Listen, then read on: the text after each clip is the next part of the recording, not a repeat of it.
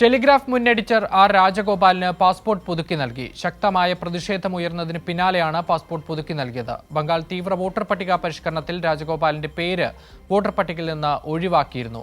ഇത് ചൂണ്ടിക്കാട്ടിയായിരുന്നു പാസ്പോർട്ട് പുതുക്കി നൽകാതെയിരുന്നത്. ബംഗാളിലെ തീവ്ര വോട്ടർ പട്ടിക പരിഷ്കരണത്തിൽ വോട്ടർ പട്ടികയിൽ നിന്നും പേര് ഒഴിവാക്കിയതിന് പിന്നാലെയായിരുന്നു രാജഗോപാലിന് പാസ്പോർട്ട് പുതുക്കി നൽകാതിരുന്നത്. ഇതിനെതിരെ വ്യാപക പ്രതിഷേധം ഉയർന്ന സാഹചര്യത്തിലാണ് പാസ്പോർട്ട് പുതുക്കി നൽകാൻ അധികൃതർ തയ്യാറായത്.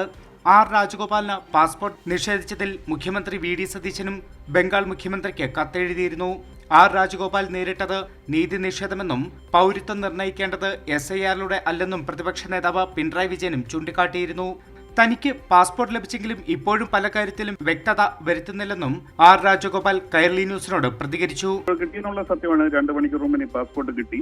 പക്ഷെ ഇപ്പോഴും ഞാൻ ആദ്യം പ്രധാന വിഷയം, അതായത് ഒരു പോളിസി ക്ലാരിറ്റി, SIR ഉപയോഗിച്ച് കളക്ട് ചെയ്ത ഡേറ്റ മറ്റു കാര്യങ്ങൾക്ക് ഉപയോഗിക്കുന്നുള്ളത് ഇപ്പോഴും യാതൊരു രീതിയിലുള്ള ക്ലാരിറ്റിയും കിട്ടിയിട്ടില്ല. അപ്പൊ അത് വെച്ച് നോക്കുമ്പോൾ കഴിഞ്ഞ ആഴ്ച എവിടെയാണോ ഈ വിഷയം നിന്ന് അവിടെ തന്നെ നിൽക്കുകയാണ്. പേഴ്സണലി ഇപ്പൊ പാസ്പോർട്ട് ഒരു ട്രാവൽ ഡോക്യുമെന്റ് കിട്ടിയെന്ന് പറയാമെങ്കിൽ ആ ചോദ്യത്തിന് ഇതുവരെ ഉത്തരം ലഭിച്ചായിട്ട് എനിക്ക് അറിയില്ല. പാസ്പോർട്ട് പുതുക്കി നൽകിയതിന് പിന്നാലെ കേരള മുഖ്യമന്ത്രി വി.ഡി. സതീശൻ ഉൾപ്പെടെ കൂടെ നിന്ന എല്ലാവർക്കും നന്ദി അറിയിച്ച് ആർ രാജഗോപാൽ കത്തെഴുതി. CPIM general secretary MA Baby, രാജ്യസഭാംഗം ജോൺ ബ്രിട്ടാസ് MP എന്നിവർക്കും നന്ദി അറിയിച്ച ആർ രാജഗോപാൽ കത്തെഴുതിയിട്ടുണ്ട്. കൈരളി ന്യൂസ്, ദില്ലി.